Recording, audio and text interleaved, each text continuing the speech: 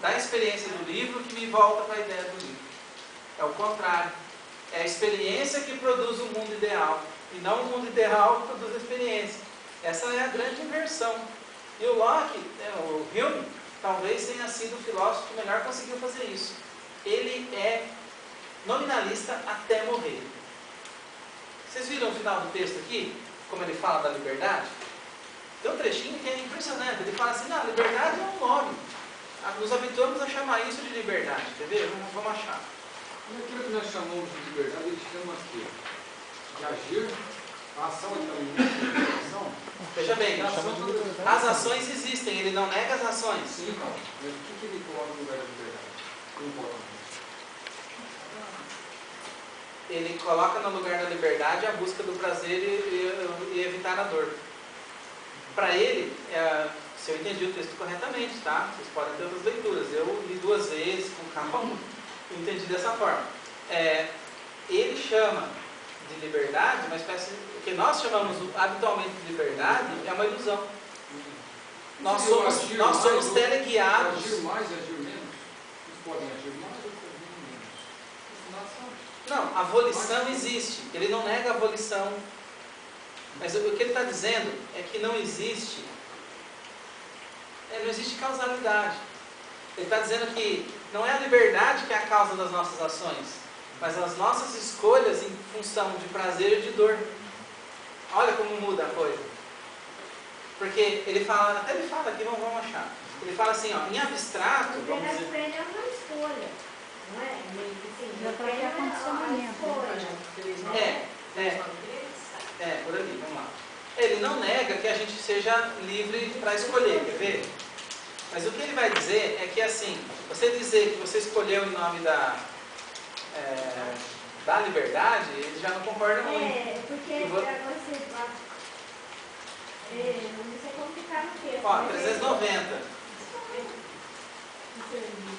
Olha só, 390 vai falar disso, ó. Por liberdade, então, só podemos entender um poder de agir ou não agir de acordo com as determinações da vontade. Ou seja, se escolhermos ficar parados, podemos ficar assim. Se escolhermos nos mover, também podemos fazê-lo. Ora, essa liberdade hipotética é universalmente admitida como pertencente a todo aquele que não esteja preso e acorrentado. Não há aqui, portanto, matéria para disputas, né? Então, assim, essa liberdade primordial ele não nega, ela existe. Agora, olha o que ele fala na outra página, lá embaixo. Isso é uma outra coisa que tem que tomar cuidado com esse texto aqui. O Hume, ele faz cadeias de argumentos longas. Então, o que às vezes ele falou em cima, ele desfala lá na sequência. Não é que ele está entrando em contradição, é que o argumento dele, como ele é prolixo, ele escreve bastante, ele às vezes joga uma isca para ver se o leitor pega. Na hora que você acha que entendeu, ele vai lá e fala, não, tá vendo? Você caiu no truque, não é isso? Oi? Isso é uma coisa que eu observei nesse texto. Uma linha, um parágrafo já entender. Exatamente. Por isso que o Natal fez uma seleção de alguns parágrafos desse texto. Uma pré-seleção. Ele tem mais de quase 40, né? 30 e poucos. Nós fizemos uma pré-seleção que tem 15, 21. Né? E desses 21, lendo só esses, talvez tivesse que fazer uma segunda, terceira seleção, especificando cadeias menores, de 3 ou 4 parágrafos. Exatamente para você ir aonde é mais interessante do ponto de vista didático. Porque realmente, eu concordo com o Silvanir, quando estava lendo o texto, preparando para a o professor está confundido. É mesmo. Eu não sabia que tinha 2 irmãos. Não sabia. Eu dei ela para ele. Eu sou mais velho. Seu nome? Sérgio. Desculpa. Não. Tranquilo. Confundiu com gente. Tem uma terra, estava pensando assim, nossa, o seu nome ele envelheceu.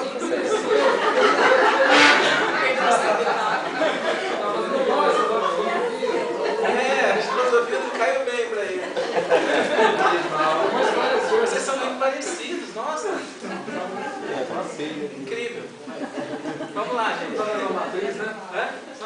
A mesma matriz, Gente, então, realmente, Sérgio tem razão. E eu, quando estava preparando isso para falar para vocês, fiquei preocupado. que é um texto com muitas idas e vindas. Parece aqueles romances do Machado de Assis, que a hora que você pensa que está chegando no fim, ou que está entendendo a história, desmonta tudo. Tem que tomar esses cuidados, porque tanto que na hora, eu acho que a antologia foi feita não só para você usar especificamente em sala de aula.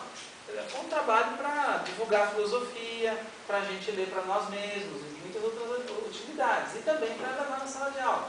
Agora, esse texto, eu acho que ele é um texto que tem que ser, a inserção dele vai ter que ser muito bem feita, muito bem planejada. E os trechos escolhidos de maneira a não desmontar o que você tenha feito. Porque olha o que ele fala no final, antes da segunda parte aqui, ó. Quer ver? Vocês viram a sacanagem aqui, né? No parágrafo 25, ele fala que tão vazia quanto a noção de liberdade é a noção de acaso. Vazia em que sentido? Liberdade e acaso não causam nada. Não são causa de nada. Não tem causação, não tem causalidade. Então são noções vazias. São nomes. E é nesse sentido que o Hume é nominalista. Ele está querendo fazer uma faxina nos nomes. Nomes que não significam nada, porque não correspondem a nenhuma impressão, vamos eliminar. Para que ficar usando esses nomes? A ideia é uma certa reforma. Para vocês verem que a filosofia da linguagem começa muito antes do Wittgenstein. Essas considerações dos nominalistas, elas vão em cheio no principal problema da filosofia da linguagem, que é como as palavras adquirem significado. Esse é o principal problema da filosofia da linguagem que o Wittgenstein já ataca, mas esse problema não é novo. O Crático do Platão já atacava. Aristóteles já tem também coisas sobre isso, a Idade Média tem coisas sobre isso. A questão dos nominalistas e dos realistas é sobre isso, né? Como que as palavras têm significado. Os realistas vão dizer assim, uma palavra tem significado porque a ela está associada uma essência. Essa é a solução dos realistas. E a solução dos nominalistas é assim, não tem nenhuma essência associada a nenhuma palavra. Aí tem outras alternativas, convenção, costume, onomatopeia, né? A chuva. A palavra chuva, em português, tem a ver com... Ela copia o som da natureza. Essa é uma das teorias sobre a origem do significado. E assim vai. Olha o que o Locke fala no finalzinho, ó. Lá na terceira linha, na antepenúltima, lá embaixo, na página 390. Quem quer que tente dar uma definição de causa que exclua esses aspectos, estará obrigado a empregar ou termos ininteligíveis, que não se pode pensar sobre, absurdos, né? Ou termos que são sinônimos do termo que pretende definir. Se for aceita a definição acima mencionada, a liberdade, enquanto oposta à necessidade, não à coerção, é o mesmo que o acaso, que é universalmente considerado como desprovido de existência. Viram só? Aqui ele fala que liberdade não existe, e aqui ele falou que existia. Olha o perigo do texto. Numa sala de aula, isso aqui é uma bomba. Desmonta o trabalho que você estiver fazendo. Locke está errado, eu coloco na cabeça. Hume está errado? Não. Ele está dentro do argumento dele. O argumento dele tem um outro movimento, é mais longo, né? De fato, pelo que eu entendi do texto, a noção de liberdade para o Hume é um nome mal utilizado. De fato, a gente tem uma certa ilusão de liberdade, mas a gente, na verdade, é guiado por uma coisa que esses modernos, especialmente Hume, os ingleses em geral, todos eles reverenciaram. Lembra da gravidade? A gravidade não era super importante na física do Newton? Tem uma noção que ainda não está na lousa aqui, que é muito importante para essa filosofia.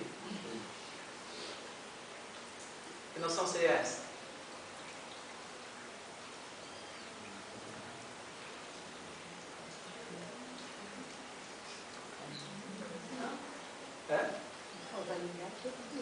Causalidade vai ser explicada em função dessa noção. Hábito. Tanto que aquilo que os empiristas não sabiam explicar, eles ficaram elogiando. Hobbes, Locke, Hume, em vários lugares. O hábito, essa noção extraordinária. Porque o hábito explicava, em parte, por que você não põe a mão no fogo. Porque você já deve ter posto, ou viu alguém pôr e viu que machuca. E isso virou hábito.